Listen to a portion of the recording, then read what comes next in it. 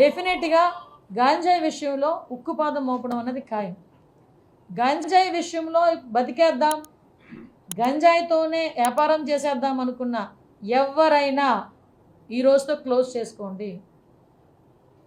దీని మీద పర్యవసానాలు చాలా సీరియస్గా ఉంటాయి. గంజాయితో దొరికితే ఏదో పాపం ఎంత దారుణం అంటే 18 నుంచి 25 సంవత్సరాల లోపు ఉన్న వాళ్ళు ఎక్కువ మంది ఈ గంజాయి ట్రాన్స్పోర్టేషన్లో.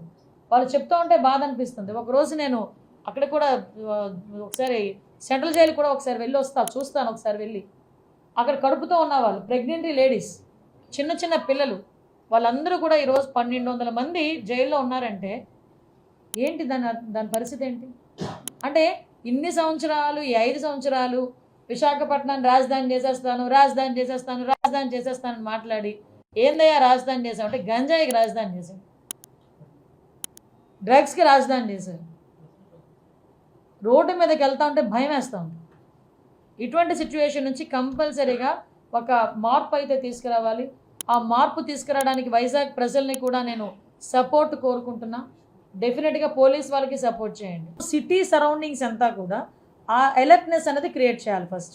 అంటే ఈ గుంపులుగా కూర్చొని రోడ్ల మీద కూర్చొని గంజాయి తాగేది, రోడ్ల మీద వాళ్ళు వీరంగం చేసేది, రోడ్ల మీద వెళ్ళే పాసెంజర్స్ని ఆపేది, ముందు అలాంటివన్నీ కొంచెం ఉన్నవి కంట్రోల్ అవ్వాలి. దానికి కంట్రోల్ అవ్వడానికి ముందు టాస్క్ ఫోర్స్ అనేది పనిచేస్తుంది. ఇంకోటి కూడా చెప్తున్నా, ఇప్పుడు ప్రతి ఒక్క చోట పోలీసులు వెళ్ళి కూర్చొని చూడలేరు. నేను అది సిటిజన్ పార్టిసిపేషన్కి కూడా నేను ఇంకొకటి కూడా మేము మాట్లాడుకున్నాం. ఎవరైతే గంజాయి విషయంలో ఇన్ఫర్మేషన్ ఇస్తారో వాళ్ళకి ప్రైజ్ మనీస్ కూడా మేము ప్రకటించడానికి కూడా సిద్ధం. Yes, exactly. మీకు వీలైతే టోల్ ఫ్రీ నెంబర్ కూడా ఇమీడియట్గా మీకు ఒక 10 డేస్లోనే, అంటే నీ ఛార్జ్ తీసుకుని 1 వీక్, 10 డేస్ కూడా అవసరం లేదు, నాకు 1 వీక్లోనే ఒక టోల్ ఫ్రీ నెంబర్ చెప్తాం. ఎవరైనా ఇన్ఫార్మ్ చేసింది కరెక్ట్ అయితే కనుక ఇన్ఫార్మ్ చేసిన వాళ్ళకి గోప్యంగా ఉంచుతాం, వాళ్ళని ఏదో బహిర్గతం చేయం. ఒకటి భయం క్రియేట్ అవ్వాలి, 2 వాళ్ళకి లైవ్లీహుడ్ కావాలి. ఈరోజు గంజాయి ఎందుకు పండిస్తున్నారు? వాళ్ళు గిరిజనులు, అందరూ కూడా అమాయకులు.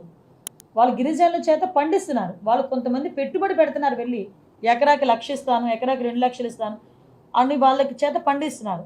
ఆ తాలూకా దాని రెస్పాన్సిబిలిటీ అంతా పాపం ఆ గిరిజనులు భరిస్తున్నారు. రేపు పొద్దున్న ఎవరైతే పెట్టుబడి పెట్టాడో వాడు దొరకడు. మనకి ఎవడు దొరుకుతాడో, అక్కడ ఎవడైతే పండిస్తున్నాడో వాడు దొరుకుతాడు పోలీసులు వెళ్తే. సో అటువంటి సిచ్యువేషన్స్లో వాళ్ళకి మనం కొంచెం మోటివేట్ చేయాలి, అవేర్నెస్ క్రియేట్ చేయాలి. అవేర్నెస్ క్రియేట్ చేసి ఆటోమేటిక్గా ఇప్పుడు ఏదైతే కొంత మేరకు ఈ టర్మరిక్ అని, జింజర్ అని, నేను అదే అడిగాను, వాట్ అబౌట్ కాఫీ ప్లాంటేషన్ అన్నాను. ఎందుకంటే మ్యాక్సిమం ఈ వ్యవసాయం కూడా పోడు వ్యవసాయంలో చేస్తారు. ఈ వాల్స్ మనకి కొండ హిల్స్కి సంబంధించిన స్లోప్స్లోనే జరుగుతుంది ఎక్కువ. ఈ స్టెప్ బై స్టెప్ అది పోడు వ్యవసాయం అంటారు. ఆ పోడు వ్యవసాయంలో జరుగుతుంది. కాఫీ ప్లాంటేషన్కి that is a suitable area కూడా.